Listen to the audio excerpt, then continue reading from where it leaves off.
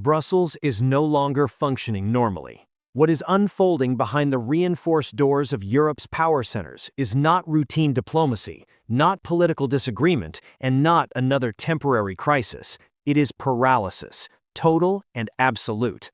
This was not a story that slowly emerged through careful leaks or diplomatic briefings.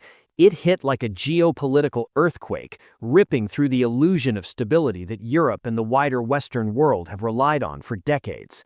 While mainstream media outlets continue to offer calm voices and reassuring headlines, the reality inside the European Commission is far more alarming. Panic has taken hold. Donald Trump has done what many believed he would never dare to do. Before break, the update: please subscribe to USA Close-Up. This was not a vague threat, not a cryptic social media post, and not a warning wrapped in diplomatic language. According to multiple sources deep inside Washington, a highly classified digital document was delivered to the European Commission at dawn. Its contents were blunt, ruthless, and final. It was an ultimatum. That document, insiders say, marks the effective end of the transatlantic alliance as Europe has known it since the end of World War II. Forget the language of shared values and historic friendship. The masks have dropped. This is no longer a negotiation, it is an economic execution. Trump has reportedly bypassed every standard diplomatic protocol to invoke Article 232 of the Trade Expansion Act immediately. No grace period, no extended talks, no compromise. In the world of global commerce, this is the nuclear option. The shockwaves were instant. Global markets trembled as news spread of a sweeping 25% tariff imposed on every German luxury vehicle entering the United States. For companies like Volkswagen, BMW, and Mercedes-Benz, this is not a bad quarter or a temporary setback. It is an existential threat.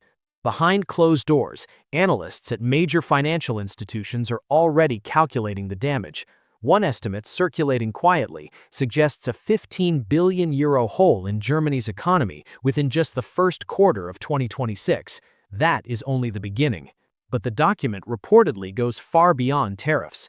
What truly terrified European leaders was a second section outlining a total technological blockade. Trump is forcing Europe into a binary choice: sever ties with Chinese supply chains completely or lose access to the U.S. market altogether. There is no middle ground. Crisis rooms in Berlin and Paris were activated in the early hours of the morning. Phones rang non-stop. Emergency calls were placed. This was not supposed to happen. European Commission President Ursula von der Leyen believed the system would protect her. She believed this was posturing, a bluff. That assumption may go down as one of the most catastrophic miscalculations in modern European history. The global order shifted overnight, and Europe is now staring into the abyss of a financial collapse that most evening news programs seem too afraid to describe honestly. The trade war has begun, and Brussels is already losing. So why is Ursula von der Leyen silent? Why is the woman once described as the Iron Lady of Brussels, who stood firm against Moscow and Beijing, now nowhere to be seen? No emergency press conference, no defiant speech, no rallying cry for European unity. According to insiders leaking information from the highest levels of the European Commission, the answer is as simple as it is disturbing: blackmail. Trump is no longer playing with tariffs alone, he is playing with radioactive information. Sources close to the White House transition team claim Trump possesses what is being referred to as the Red File, a collection of unredacted documents that European prosecutors have spent years trying to bury. At the center of it all are the infamous Pfizer negotiations, the deleted text messages, the secret communications between Ursula von der Leyen and Pfizer CEO Albert Bourla during negotiations worth billions of euros. The public was told those messages were lost, accidentally erased, irretrievable. But according to these reports, Trump has them, and the alleged ultimatum circulating through Brussels is chilling: comply, or the world sees everything. If the unedited correspondence is released, it would not merely trigger a scandal, it could destroy the European Union's moral authority overnight. Trust would evaporate, institutions would crumble, careers would end. Von der Leyen is trapped. She cannot openly retaliate against U.S. tariffs without risking her own political annihilation. She is locked inside a cage of her own making, and Trump holds the key.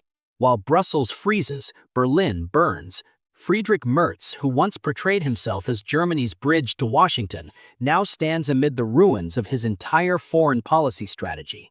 Details of his recent phone call with Trump have leaked, and they are humiliating. This was not a negotiation, it was a reprimand. According to insiders, the call lasted less than 10 minutes. When Merz attempted to invoke the transatlantic partnership, Trump reportedly cut him off mid-sentence. The message was brutally clear and entirely non-negotiable. Germany pays or Germany falls.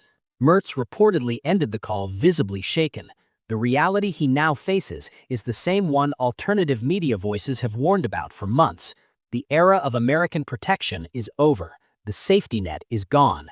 And while establishment politicians scramble, their challengers are celebrating. Elise Weidel and the AfD are surging.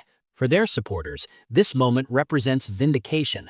Weidel warned openly that blind obedience to Washington would end in disaster. Now, as her predictions unfold in real time, their polling numbers are skyrocketing. They are the only ones who can credibly say, "We told you so." Behind closed doors at the Federation of German Industries, panic has turned into fury. CEOs of Germany's industrial backbone are reportedly holding emergency meetings filled with shouting, accusations, and despair. One senior automotive executive allegedly slammed his fist on the table and shouted, "The federal government has led us to the slaughterhouse." The numbers are catastrophic. This is no longer about restructuring or cost-cutting. Factories face immediate closure. Tens of thousands of jobs in Wolfsburg and Stuttgart could disappear within weeks, not years, not months. If Trump's tariffs fully hit, profit margins in the German auto industry don't shrink, they vanish. And then came the second blow. Trump has reportedly presented Europe with a new demand, one that dwarfs everything else. The old debate about spending 2% of GDP on defense is over. That was the friendly request. Now, Trump wants retroactive payment. According to leaked figures, the U.S. has calculated the cost of defending Europe over the past 30 years and sent the bill. The amount reportedly stands at 400 billion euros, payable immediately. Or Europe signs a debt note that mortgages its future for generations. NATO officials in Brussels are said to be in shock. They know what the public does not. The money simply does not exist. Funds meant for infrastructure, healthcare, and pensions are already gone, drained by inflation, energy crises, and foreign conflicts. If Europe is forced to pay this protection fee, the social welfare model collapses overnight. There is nowhere left to turn. A trade war to the west, economic stagnation to the east, and leadership in Brussels that may be compromised into silence. The perfect storm has arrived. In desperation, von der Leyen attempted to reach Emmanuel Macron to form a united front. The response from Paris was silence. Reports suggest Macron refused to take the call. Intelligence indicates France may already be negotiating a separate deal with Trump, protecting its own agriculture while leaving Germany isolated. Then came the most disturbing move of all. Instead of briefing Parliament, von der Leyen reportedly attended a secret midnight meeting with BlackRock, the world's largest asset manager. Why would the president of the European Commission meet with BlackRock in secret at night? The implication is terrifying. A fire sale of Europe may be underway. To avoid bankruptcy and meet U.S. demands, Brussels may be preparing to sell infrastructure, energy grids, water systems, and citizen data to private investors. Sovereignty auctioned off piece by piece. Friedrich Merz watches helplessly as Europe's future is negotiated in back rooms. They hope the public stays distracted. But the question now belongs to you. Will Europeans remain silent as their nations are sold, or is this the moment when the old order finally collapses?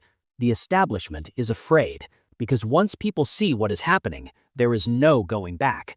Write your verdict in the comments. The end of the old Europe may already be here.